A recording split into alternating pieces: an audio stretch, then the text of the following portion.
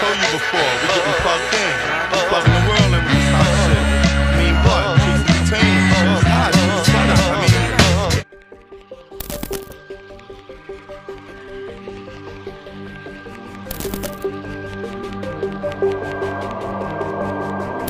Barrera's future was once again bright. 1 year later, he stepped up to the featherweight division to challenge undefeated champion Naseem Hamed. Prince Naseem Hamed was a heavy favorite.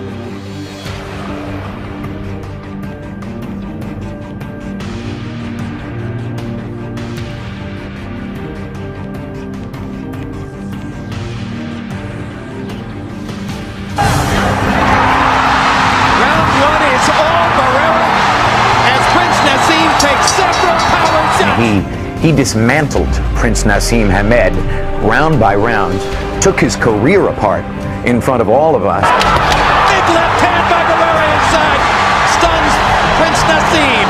Right hand and a left by Barrera, rocking Naz back. Barrera showed that night that he was a master boxer. Get the right hand by Barrera.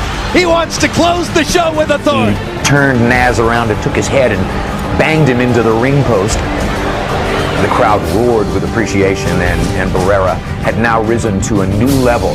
He had come in and constructed a fight plan as carefully and as intellectually, and had executed it as well as was humanly possible for that fight. You let a hand on me again, this will be the end of it. What if again? What if and again? I already am. Listen, you need professional, you need to hold it together. How many times I've got to tell you? Hold it together. Rob, sort your boy out. The success is coming, but Froch digging in those more of those body shots. And he stays with it, but catches another left hand. Digs in deep, sucks it up, and gets it! Wow! Right hand has destroyed Groves! It's waved off already! Charlie Fish saw enough! Shot! You will not see a more explosive finish than that!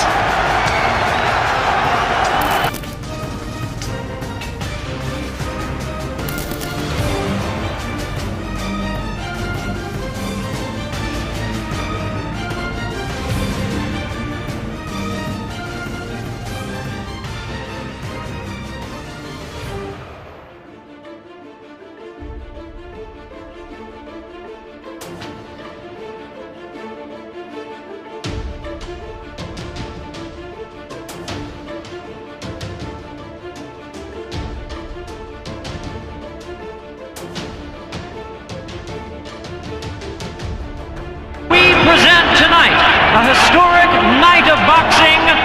Ladies and gentlemen, over 130,000 fans in attendance, breaking the old record and making this tonight the Grand Slam of boxing, the largest crowd ever to attend a boxing match. No correr ningún riesgo.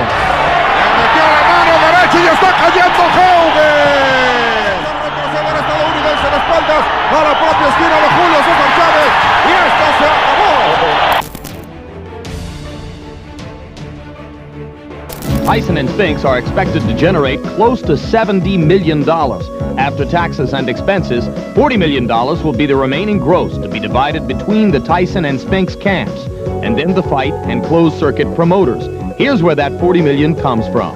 The site, Trump Casino in Atlantic City. The bill to Donald Trump, $11 million, a record by far. Revenues from closed-circuit, pay-per-view, and foreign sales. After expenses, somewhere in the neighborhood of $25 million. Diet Pepsi, as part of a huge deal with Tyson, was happy to pay $1.25 million to have its name and logo synonymous with Tyson Spinks. And the delayed television rights to broadcast the fight will add another $3 million to the existing pot. It's not hard to see that an event such as this is among the biggest of big businesses, and here's how that $40 million will be divided. According to his management, the Tyson camp should receive an estimated $22 million, maybe even more, because he's the champion. The Spinks camp is getting the challenger's guaranteed share of $13.5 million. Don King will receive $3 million, out of which he's responsible for expenses. And depending on how big the theatrical revenues are, closed-circuit promoter Shelley Finkel can make upwards of $1.5 million. All of the money makes Tyson versus Spinks richer even than the most expensive piece of art. Doing damage. Michael Spinks has to keep moving because every shot... Uppercut landed inside and Spinks went down. Never been down in a professional fight. And he's down again and in serious trouble. A right hand right on the chin. 6, 7, 8. He's not going to make it. It's all over.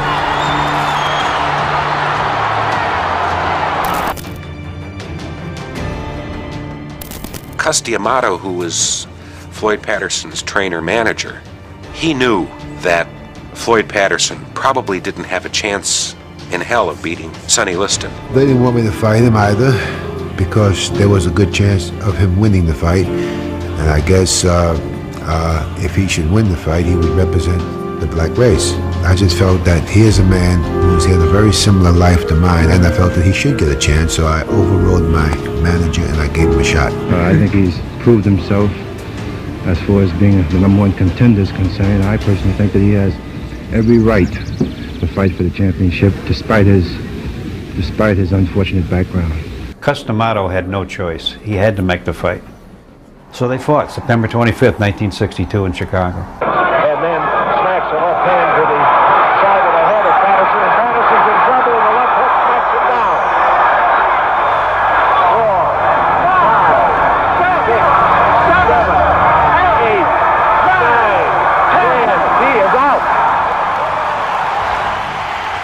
If the public would let bygones be bygones, that I would be a good champ.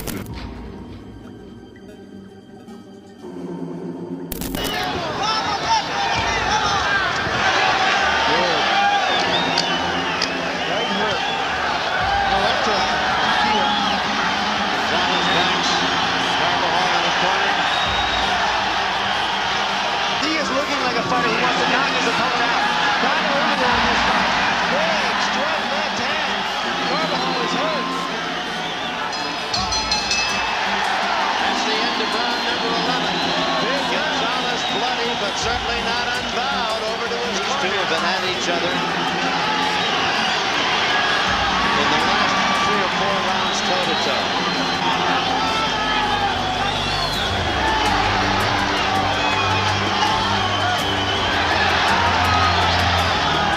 Pressure, pressure.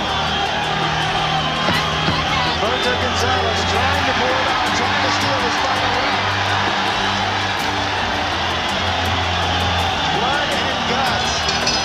There's the bell, and it's over. Both men around the...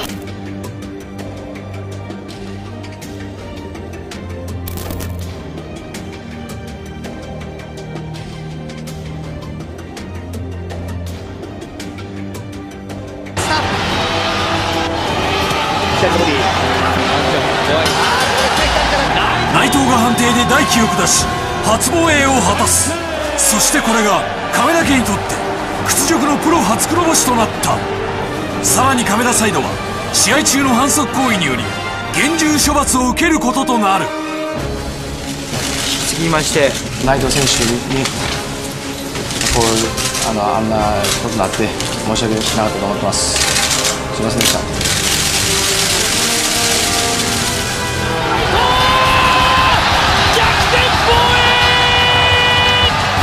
応援してくれる人のためにやってるんだよね。ここで亀田光輝選手がリング上に上がってきました。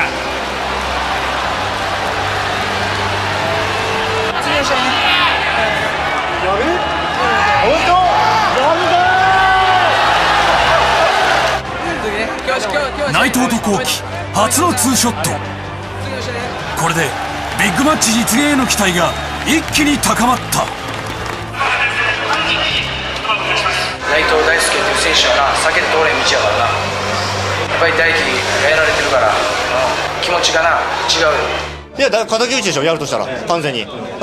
それでいいし、そうやってこいよと思うし、俺はもう兄弟2人とも切るぞと。面白くない？お客さん喜ぶことしたいね。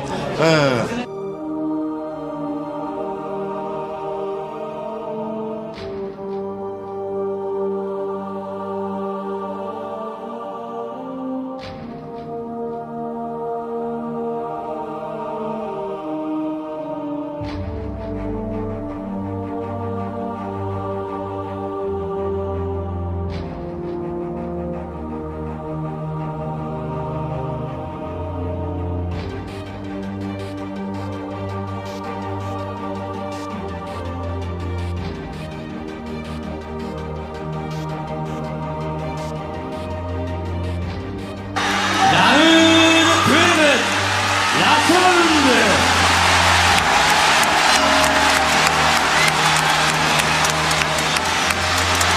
が両者の右ストレートチャンピオン。もう一回右ラストにかける。カメラゴーディの左を返した。試合終了。ナイスファイト。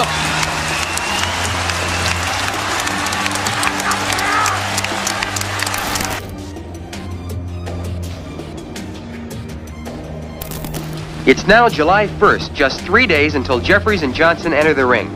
Unbelievably, you are looking at a 226-pound Jim Jeffries. Jeff has done what many experts had predicted was virtually impossible. He has recaptured his fighting form and shed over 110 pounds in the process. Jeff rises and gets hit with a smashing left hook, which sends him out of the ring. Jeff's chief second, with the help of a fan, lifts him to his feet. Johnson rushes Jeffries across the ring, where he floors Jeff with a paralyzing right to the head.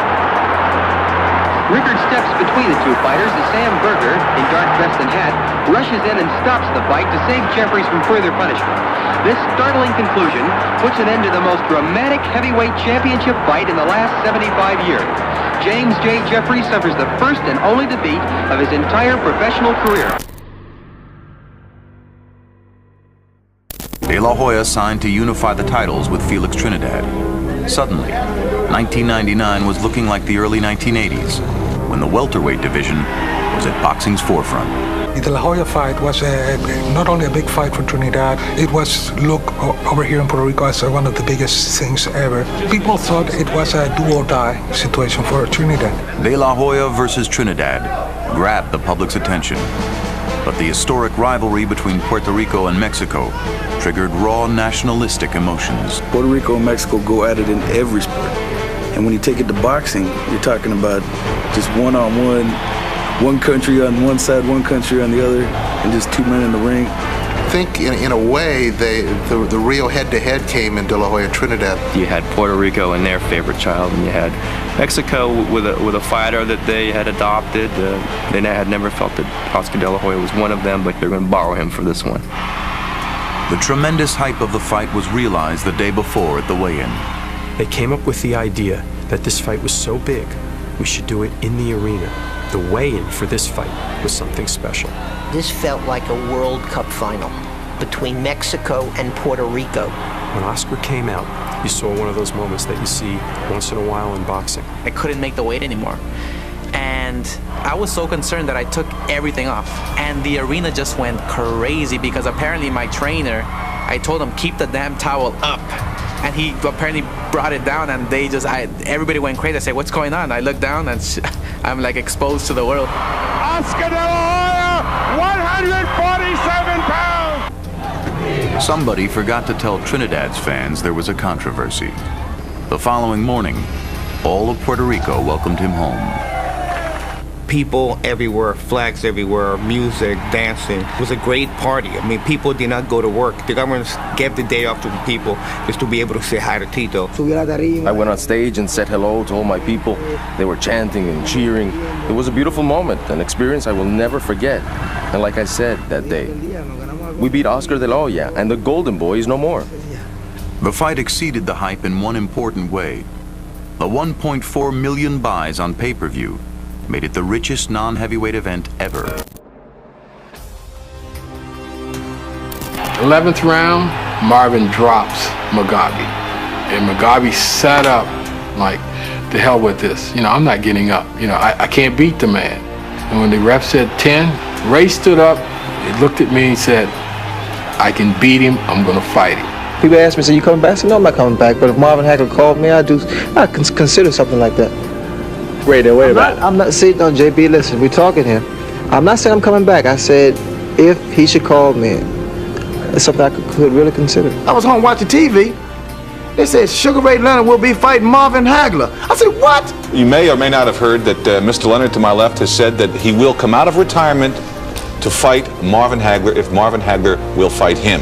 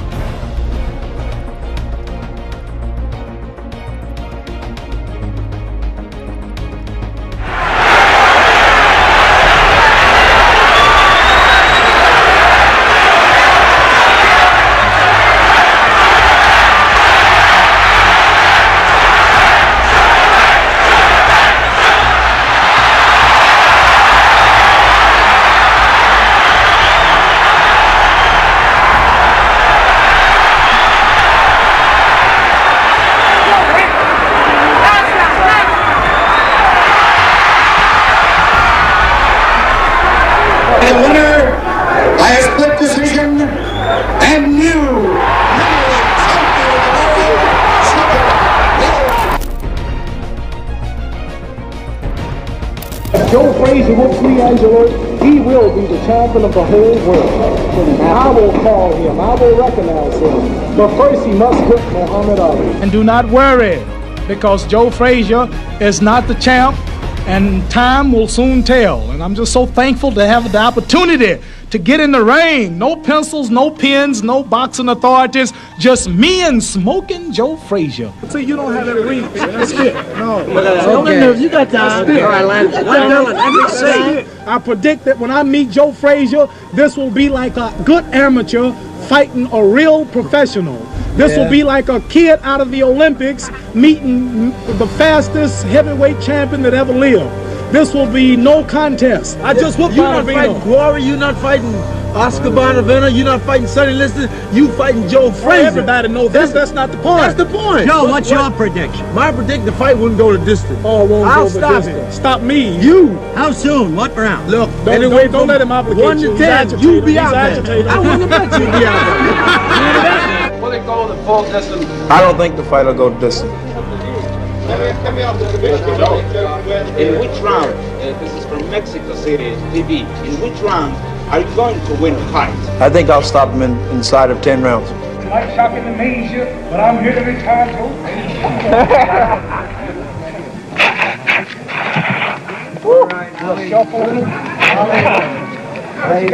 Burt Lancaster, how you doing, Burt? Talk.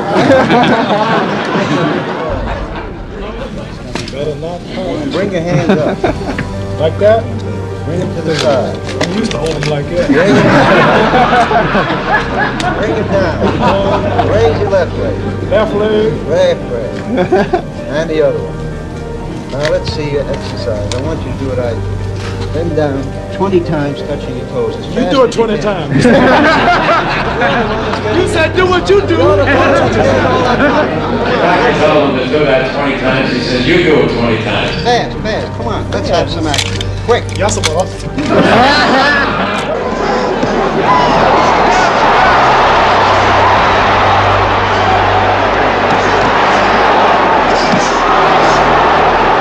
He may have been told to move more. He's up on his toes for the first time tonight, but he was tagged. Muhammad Ali dancing around for the first time.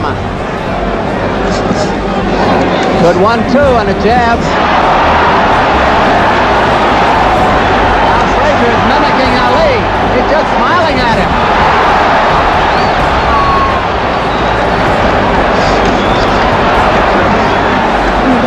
If anybody is psyched here, it is not Joe Frazier. Look at that hurt.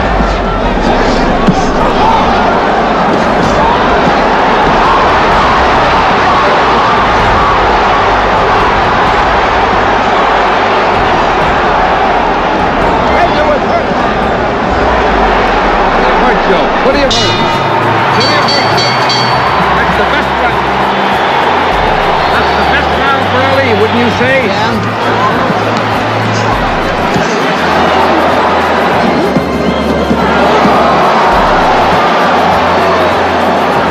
Frazier has gotten wild.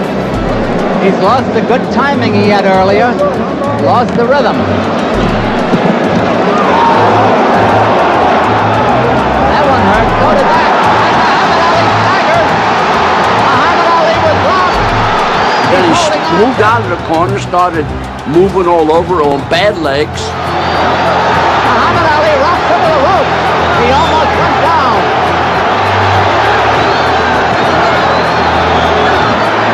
10 seconds.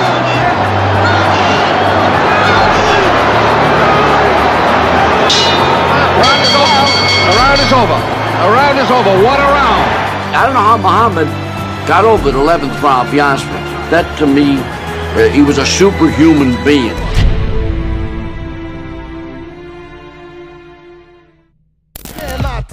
Top kick, no other than my man Slick Nick is on the mix. 25 lashes, 35 licks as I fold